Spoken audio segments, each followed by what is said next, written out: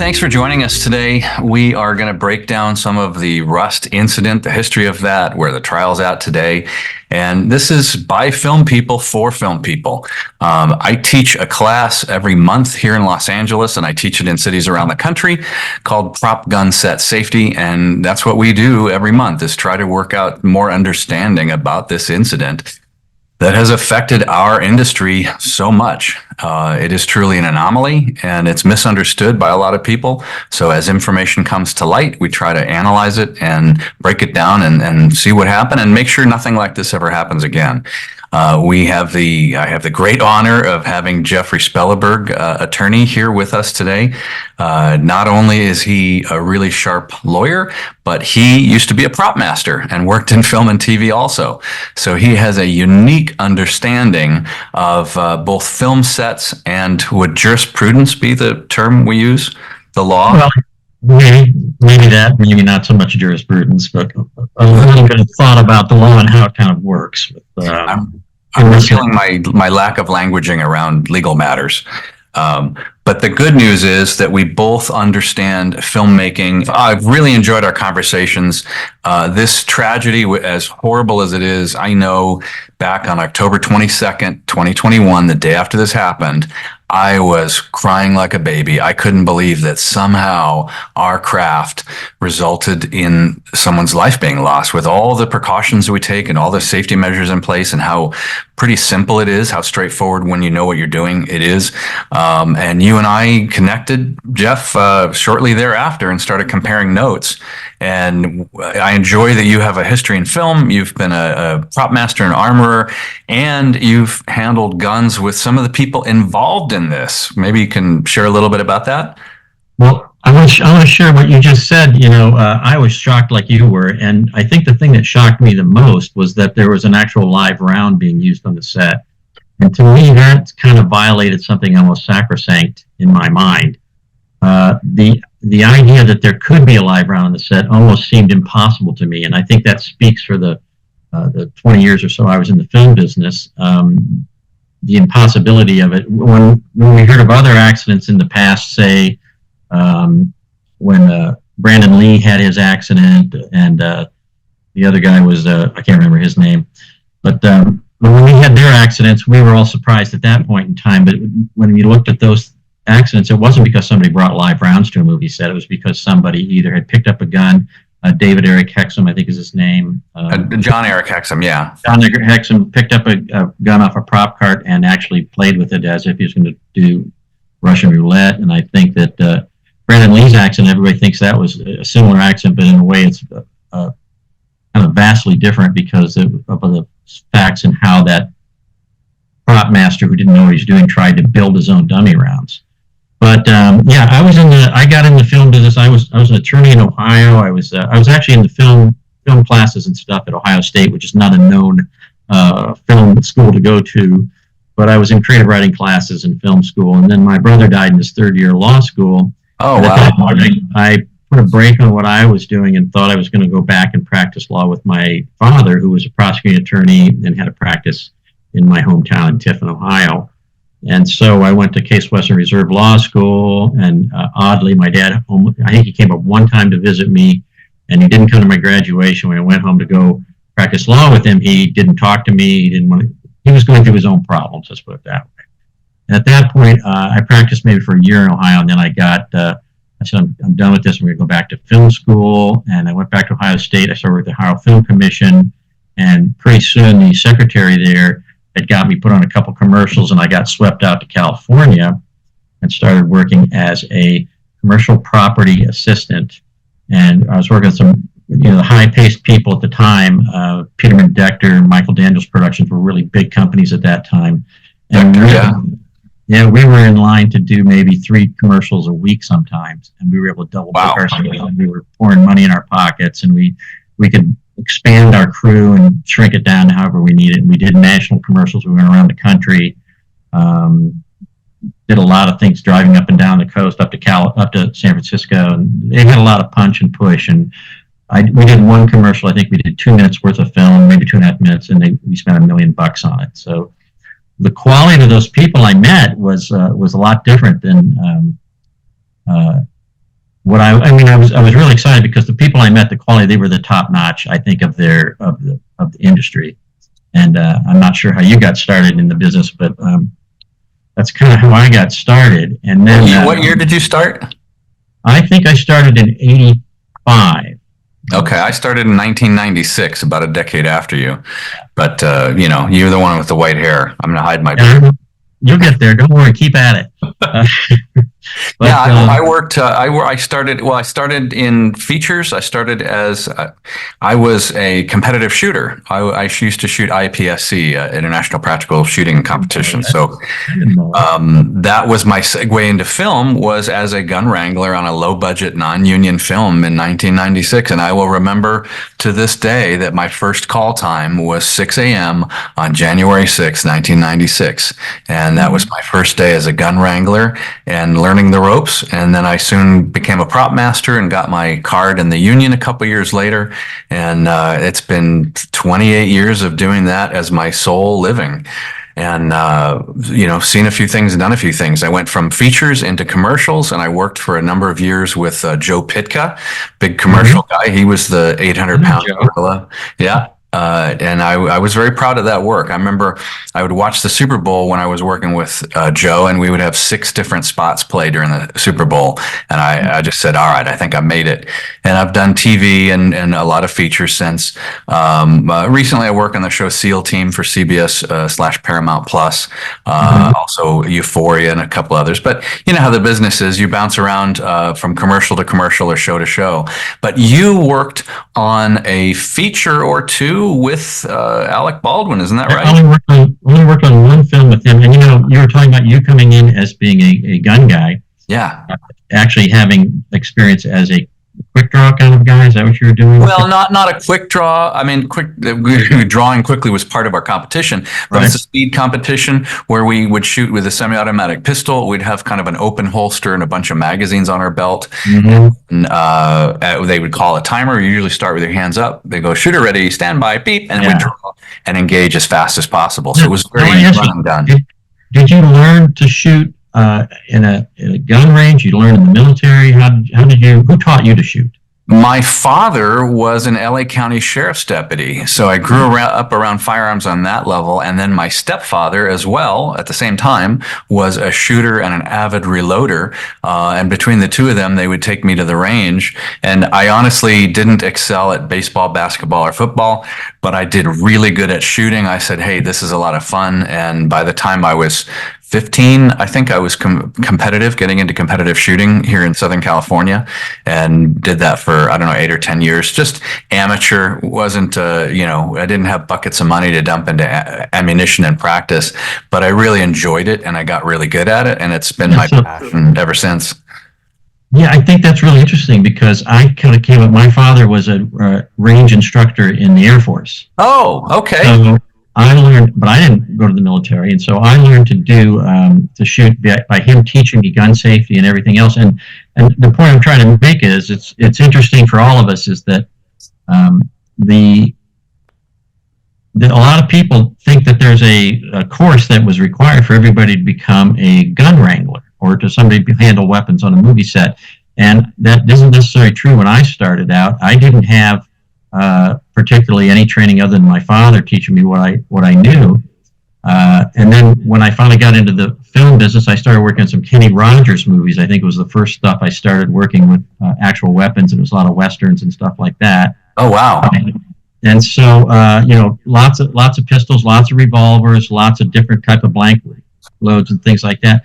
But I sort of was working with one guy, I think, on one movie that sort of showed me what was going on, and then the next thing I knew, I was handling all the guns on these movies that I was doing, and the other two prop masters who I had worked with in the commercial world had come over to the Kenny Rogers, and we started working with a director named Dick Lowry. And if you've ever heard of Hunt Lowry, he's done a lot of big films out of, I think, the Warner Brothers lot down there in Burbank. But the point I'm trying to make is that people are sort of surprised that there isn't some class or school that you have to go to in order to become a weapons person. At least back, I'm 10 years before you. Back when I first got started, there really wasn't anything like that.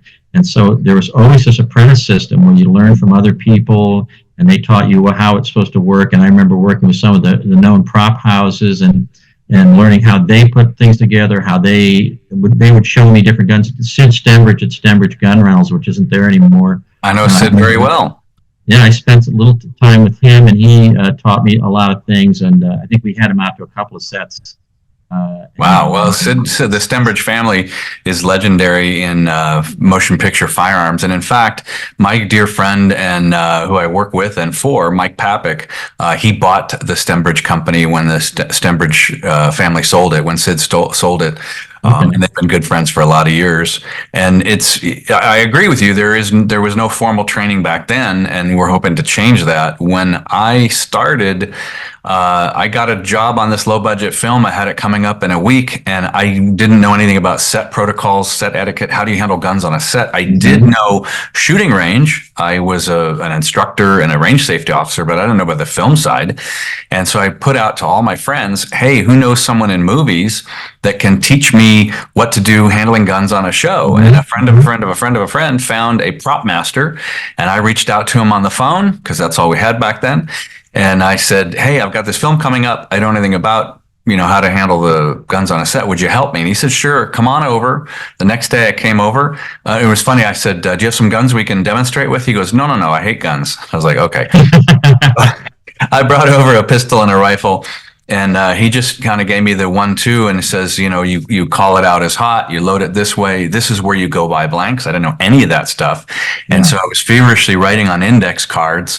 And the day of the first filming, I had a dress shirt with a pocket on the front, and I had my index cards in there. And over the course of the day, I'd pull them out and keep refreshing my memory, going, okay, call the gun is hot and call it out on set. And I didn't know. But And almost 30 years later, when this Rust tragedy has happened, I've spoken to all kinds of armorers and prop masters, and we agree that's sort of one of the missing links, is that we are self-taught and we needed some training. So with the help of a lot of these prop masters and armorers, I put together an 8-hour hands-on in-person curriculum, a course to teach this craft. And 2 years on, I've actually, in here, I wrote a guidebook, Prop Gun Set Safety for Film and Television. Yes, Mr. Hemingway. I don't know about Hemingway. It's a slim book, but it gives you a nice little overview for people that it's either a refresher if you've taken the class, or just I want to get the information out as far and wide as possible. Has anybody bought the rights yet to that? Because I could probably help you as an attorney. I can help you sell the rights to the movie of your prop gun safety book. Maybe not. I'm just. But that's kind of funny, because I have worked in entertainment law as well, and done things with selling rights and putting together motion pictures and all that type of stuff. I was in-house counsel. We were talking about this a little earlier. I ended up, after I got into the film business, started doing the gun thing. I got my FFL as an automatic weapons license. I used to, I did all the weapons on the movie Glory. I'm not really credited as anything but an assistant prop master on it, but that's not surprising. But yeah, I spent a lot of time doing that stuff, and then all of a sudden somebody discovered that I had been an attorney. I'm not sure if it was Hunt Lowry or somebody, but they drugged me. It might have been Tom Karnowski. I worked with him on something, and suddenly I started working. They brought me in, and for a couple of movies, I would do the legal on the front end of their movie. Yeah, I do the legal in the film, and then I do the legal in the film. I say, I have to stop now, you guys. You got all your counters, but I got to go load the prop truck. And so I would I'm probably the only guy you'll ever meet that double booked himself as an attorney and the property master on the thing. That's hilarious. Yeah, so it was kind of funny. But you were talking earlier. There was a movie I did work on. I think it was after Glory. It was down in Del Rio, Texas, called The Alamo 13 Days to Glory, and Alec Baldwin was in that film. And I think we had Brian Keith, if you remember the show Make Room for Daddy. He was an actor, but he played David Brian Keith. Yeah, we had a number of people on there that you would have recognized from the old days. Actually, the director, Burt Kennedy, has written a book about the film business, and he had worked on the original Alamo that they had shot at this Alamo Village down in Del Rio, Texas, with John Wayne. Oh, wow. second AD or something like that. He came back to direct this thing. And, that's full circle. We had tremendous accidents and mistakes and things go wrong in this movie, but nobody got hurt. But I do remember we even had Ethan Wayne, John Wayne's son, was on the film, and but I was sort of the same age as Alec and everybody else there, and we all sort of became friends, and we'd go down to Mexico together and up and around. Granger Hines was there, so there's a lot of people that you're on the film set, you're a young guy, you don't really know who's a star or not, or who's going to become a big star. Like on Glory, I got to know all the guys on Glory just as regular guys, and you didn't even know that they were going to become famous or more famous in the future. We hadn't even. Morgan Freeman was on that, wasn't he? I ended up yelling at Morgan Freeman when he picked up a gun off a table. And, pray tell. We were in. I'm trying to think what city we were in. We were in South Carolina, at a railroad depot, an old Civil War railroad depot, and I had the guns lined up against the table, leaning on. I'm standing right there, and the guys get off they're there to learn how to shoot the muzzle loaders of the Civil War. I guess they're not really musket; they're a rifled musket. I'm not sure exactly what you call them, but they're the standard 1860. That a sharp? No, they're a rolling block. No, they're not. They don't have any cartridge in them. You have to load them with powder and ball. Okay, yeah. And so we're there to teach them how to do that. Yeah, cap and ball gun. Yeah, and so, but Morgan Freeman walks up and picks up the gun, and as soon as he picked it up, I said, "Put the gun down." I swore at him a little bit. Wow. Yeah. And he turned to me and he said, "You can't talk to me that way. I'll have you fired." And I said, "Morgan, if you blow your eyeball out, nobody's going to turn around and say Morgan should have never picked up that gun. They're going to turn around. They're going to say I should have never let him touch that." Boom. And Morgan went from being mad to I'm sure you've seen this with the actors. They go to mad and being this big actor, all of a sudden go, "Oh, okay, I understand." All right then. They turn right back into a human being in just a heartbeat. It's nothing different about them than you and me. And so yeah, you call them on it. But I think you see sometimes that if somebody's new in the film business, they can be intimidated by actors. They can be intimidated by the process. They can be intimidated by what's going on. Yeah. And I think that's something, what they call set cool, or whatever it is. It has to wear off at some point until you finally start to realize that if you do let the actors run all over you, it's going to hurt your career, really. I mean, you really have to do your role and do what you have to do to make things happen. And you can't let yourself be intimidated by the director, by the actors, or maybe a stunt man, or maybe I worked with a stunt man that Dave Cass Sr. I really respected him a lot, but he got me into some screwball situations that I almost got ran over by a car because he was stealing shots down in Atlanta. And, I got to the point where after Dave Cass Sr. almost killed me the second time, I wasn't that big a fan of his anymore. That'll change your tune. That'll change your tune. Yeah. So, wow. Well, yeah. When I was being taught by, and I feel neglectful because I do not remember for the life of me the name of the prop master that helped me back in 1996 learn what to do, and I so wish I could remember his name and we had crossed paths again. He may no longer be in the business, but one of the things that he said, because I was brand new, I was doe-eyed, I knew all about guns, I was very confident. However, film sets, I don't know. And he said, "Hey, you're one of the only positions that can call cut on a set, and you can't do that anytime because that's a big thing, and that may be an important thing that you do, or it may be your last day in the business." So I had to learn, hey, buck up, kid, and don't be intimidated by directors, producers, people that hire you, prop master, production designer. If it comes down to safety, you got to say no. And that takes strength of character, and sometimes it takes the wisdom that comes with age. I was, I think, 25 at the time, but I had been worked in management for a number of years, not at the studios. I had some worldly experience. I'd been around the block, and so I had the wherewithal to, if I needed to, say, "We need the time to make this safe," or just. Okay. I hear you. Let's talk a minute about Hannah. Well, let's do this. Let's. Or do you want to? Yeah, I'm going to segue into that because I see that what you're saying is what I see as a big fault with Hannah. is that I don't think she was able to say no to anybody on that movie set.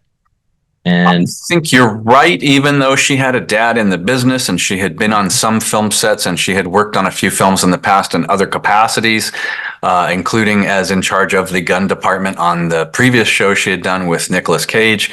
And let me get something clear here. They call her an armorer. It says so on the call sheet. They use the term in this court case. People have been using it for 2 years. Every time I see a newspaper article, it talks about the armorer on Rust. I want to set the record straight that there was no armorer on Rust. There was a young lady with some gun experience hired to wrangle the guns. And for my whole career, we used the term gun wrangler, like a horse wrangler, a chicken wrangler. Wrangler is the term we use. And an armorer was someone with an advanced set of skills, usually had some gunsmithing skills to make some modifications on the gun. And so she's the farthest thing from an armorer that there is. So it's fingernails on a chalkboard to me when I hear people call her an armorer. So I generally call her the gun handler, gun wrangler, the gun gal, which is rolls off the lips easily. Incidentally, I don't know if you saw the day 2 of the trial. Did you see the name on her cell phone when it came up? They had a guy who was a expert witness for cell phone communications. I saw that guy, yeah, but I didn't hear this one. What? Her name on her cell phone was Gorilla Grip Pussy Pal. Oh. I mean, a big part of a trial is examining a person's character, and I'll leave that there. Gorilla Grip Pussy She's Pal. a wrangler of something. Anyway, I was gobsmacked when I saw it, and it was in court testimony. I was watching it live on court TV or whatever, and it was just, where do you go with that? But I guess you want to see the reaction shot of her when they say that, and see if she's proud or she's aghast. You know. Yeah, and I think they were actually the camera was on the guy testifying. We couldn't see her face, but I would be curious what her face reaction was. But I mean, God. So let's do this. We talked about maybe breaking this into sections, and perhaps I sent you a list with the tragedy by the numbers, Baldwin's itchy trigger finger, the bungled investigation, the half-cocked prosecution, and standards then and now. Does that sound like a good format? Those 5 things to touch on? I think so. And so, if we're going to break them into different groups, we can sort of you'll probably edit them and put them out in different videos. This may be one long running commentary, and we just put it out, and I may cut it up into smaller videos. I'm not sure yet, and so we'll see. So okay, so what I think what people probably want to hear is sort of how the gun business works and how maybe it differs. I mean, why is it that you and I think we pretty much agree that we don't see a manslaughter charge holding up in this case. And so I think maybe you want to start with the history of the film business and how many accidents in the gun business that we know of, because I've tried to figure that one out. Yeah, luckily, I mean, you've done a lot of research on that. I've done a lot of the other armorers have, trying to really quantify what the death rate is with our craft, which is that's just a realistic way to put it. And there's a Wikipedia page that talks about film set accidents and deaths, tragedies, that goes all the way back to the beginning of motion pictures. And I've done a lot of research on motion picture history in general and film labor in Hollywood. So it's really become my specialty. This tragedy, this accident is such an anomaly. It's such a rare, it's a statistical, can I say that right? Mm-hmm. It's a statistical anomaly that this ever happened. When we look at the history books, you go back to 1919, Cecil B. DeMille was filming a movie where they had soldiers holding rifles, and he wanted them to fire live rounds through a door, which would make holes in the door, and then switch to blank rounds, and as a guy comes through the door, they would fire blanks. Now, one of the riflemen didn't switch out to blanks, he still had a live round in the rifle. So when the guy came, an extra came through the door, they shot him and he died. Now it was 1919. Fast forward to 1983, I think it was, John Eric Hexum, who took a prop gun off a table that was loaded for a scene that they were on pause. They started to do the scene. He was supposed to be loading the gun on camera with rounds, and the show somehow he had blanks in the gun to load on camera, which I'm not sure why that decision was made. Maybe they didn't have dummies and they're just showing the last part of the brass case going in the cylinder. I don't know. Either way, they had a stand down in filming for a moment, some sort of adjustment. So there's a gun that's fully loaded with blanks, 6 for 6. He picks it up, dumps out all the blanks, puts one back in it, spins the cylinder and closes it. And during that pause, he makes a remark and puts it to his temple and pulls the trigger, which essentially blew his brains out, because right at the muzzle of a blank gun has all the energy of a bullet. And as you pull away from the muzzle of the gun, the energy dissipates exponentially, 1 inch, 2 inch, 20 feet. So 20 feet, they consider there's no energy. So he had a full flash blank with all the energy of a bullet right at his temple, and it blew a quarter-sized piece of his skull into his brain. He was put on life support for a number of days. And anyway, the lighter side of that was they did save a lot of his organs. He was an organ donor, and a lot of his body parts went to help other people, corneas, liver, things like that. But you know what changed after that, Dutch? I hate to interrupt you, but all of a sudden, when I was on sets, all of a sudden this orange rod appeared. It's like, no, that isn't his murder or his death. I think that was the next one, maybe. Well, so Brandon Lee is the next recorded death from a prop. It's not a death from a prop gun. It's a death with a prop gun, because it actually takes a person to do it. Let's be clear. So in Brandon Lee's situation, there was a revolver, a 44 caliber revolver that was one of the props for the show, and it had been used in photography. They took some still pictures of the gun, and in order to do that, the prop assistant running that unit had put some dummies in the gun. Oh, I have a dummy right here. So he loaded the gun with full of dummies. And one of those dummies, apparently the special effects team had made those dummies from live rounds. Remember, a live cartridge consists of 4 parts. It's the bullet, obviously the part that flies, the primer and powder. You strike the primer, it's an explosive. It causes the powder to burn, which creates pressure in the chamber and pushes the bullet out. And the case holds it all together. So bullet, case, primer, powder. The special effects person had pulled the bullets out of the case, dumped the powder out, put the bullet back in, and said, "Here are your dummies." Well, the missing piece there is there's still a primer. Now that primer has some small explosive force. If you put a primer only round in a gun and you fire it, it will push that round forward and it will squib in the barrel. Now that's a firearms industry term, a squib, where the round goes somewhere partly into the barrel and does not exit the gun. Now, if you put a second round in behind that and you fired it, you're looking at trouble, possibly the gun blowing up. But fast forward to Brandon Lee, they had dummy rounds that had a live primer. When they did the photo shoot and the prop assistant was there handling the gun, the actor or whoever's holding the gun clicked off a round and dropped the hammer on one of those primers, and it made a noise. And Zoom is telling me I'm running out of time, question mark. You got 10 minutes. Okay, it's got a counter? 10 minutes. I see 10 minutes. It's asking me if I want to pay monthly $16 a month. No, you don't. For fuck's sake. We can, I can save this meeting and then we'll restart it. But we won't skip a beat. So these rounds with a live primer, they clicked off one of these rounds and it squibbed the barrel. So it put a bullet right into the barrel. And when the prop assistant was done, he pulled the cartridges out and he had 5 cartridges and an empty case, and didn't think to check the barrel, either with a flashlight or a rod of some sort. So that gun, that revolver from that point on, had a lead projectile jammed into the barrel. And months later, they used it on set. They had let the armorer go home, they let the Propmaster go home, and then they had the prop assistant running the gun for a scene with Brandon Lee and Michael Massey. Brandon Lee's holding a grocery bag that is set up with a pyrotechnic effect, which we also call a squib. It's a little explosive. And Michael Massey was directed to take this little 44 revolver with full flash blanks, and he fired right toward Brandon Lee, which you and I know you're supposed to cheat, and you cheat off of the person, maybe slightly toward camera usually.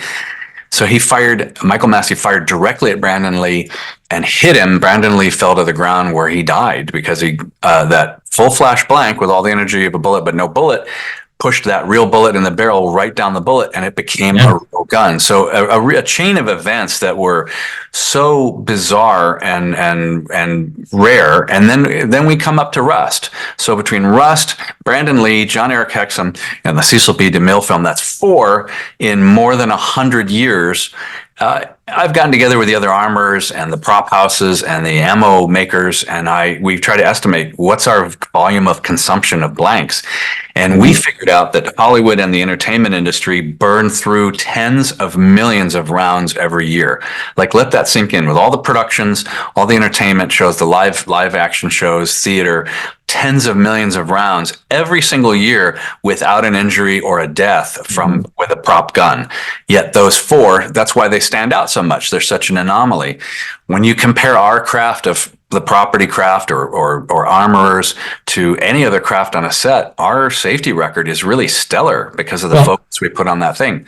Compared to carpenters falling out of condor lifts, cameramen falling out of helicopters or down cliff sides, stuntmen in rigs that go bad. I'll let you talk, but No, but I get you, and I agree with you. You're much more likely to die as a stuntman, or maybe a camera operator from a crane accident or something along those lines, than you are from anybody shooting you with a pistol. But I also, at one point, I was online, and some guy started telling me how you had to obey the rules of a gun range, and I got interested, and I started looking at rifle ranges and how well the public fares in the real world compared to the movie business.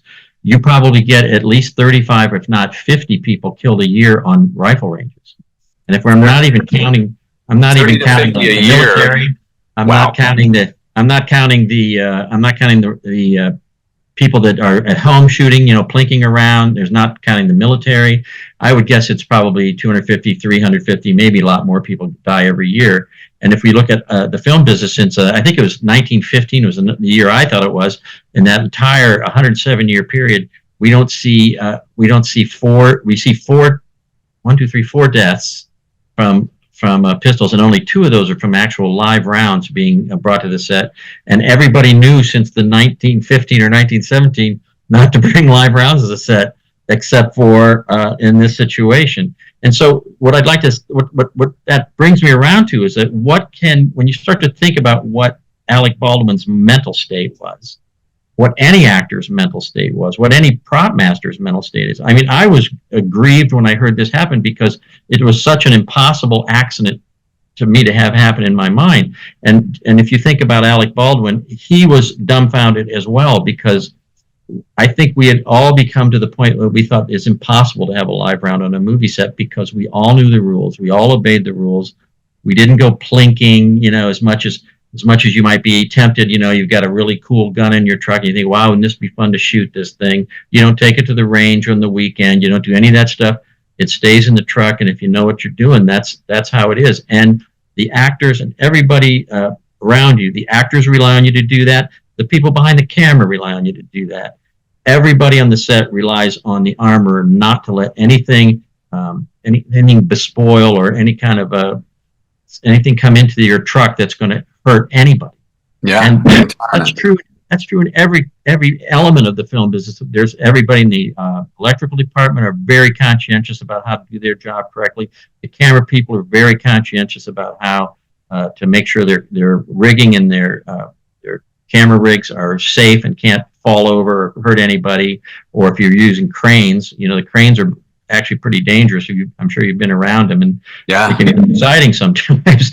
But there's lots of ways to die on a movie set. But typically, for you, prop masters or armorers like you and me, I'm not really an armorer. I'd say I'm a gun wrangler in a certain sense. But yeah, we have had a tremendous safety record. And you're right. You're able to tell people to stop and wait, and people will stop and wait until you're ready to go. And the actors, I think, always know that too. And between you and me and the lamppost, I would never, even if a guy had been in the military, I wouldn't ask him to take over my job as an actor. I would never put him in the chain of, I've had guys that I know, and I'd say, I'm going to show you. He goes, well, just give it to me.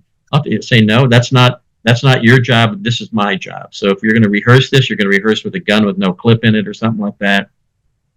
And then when you're going to shoot it, that's when I'm going to give you something that's hot. I'm not going to rely on you not to do that. But you also made one other interesting point that earlier on about the capacity of a blank round to injure someone from a distance, right? And we're talking about blank rounds. And as you know, there's a quarter load, there's a half load, there's a full load usually. I don't think I've ever seen a 3/4 load, but maybe they make them. No, there's the most common are quarter, half, and full, but we also have just a few grains that we would use for a solid plug gun, or just a primer only load for a loud noise that doesn't, cause the action to work or anything. Yeah. And so one of the things that's interesting to me, I think, I'm not sure, maybe you know better than I do, how far away Alec Baldwin was from the DP when he fired toward, or when the gun went off, as he says. I think he was some 6 to 8 feet away. Is that? I haven't seen a definitive answer yet as to what that was, but that sounds about right. 6 to 8 feet away. Okay, so I'll get to why I'm asking this question. So I'll ask you the question. If you were going to be reckless with a gun or to point it at somebody, would you expect to kill somebody with a blank round from No. 6 feet away? Absolutely not. If you'd been on movie sets and fired a lot of blank rounds, maybe as an actor or something, would you expect him to think he could hurt or kill somebody with a blank round from 6 feet? No, I don't think so. so. An experience, and he's done this stuff for a while, right? And so he knows how dangerous those things are. He's probably seen, a lot of things happen on a movie set. And so what I'm going to is that people say that, involuntary homicide doesn't require a mental state, right? It doesn't require a mental status. And in fact, it does. You have to have an appreciation of what you're doing as being at least harmful. Typically, in some states, it's a reckless disregard of a known danger is what amounts to involuntary homicides. It's a little different in New Mexico. It is that you're doing something lawful in either an unlawful manner, which isn't true in this case, or in a lawful manner, and you do it without due caution or circumspection. Oh.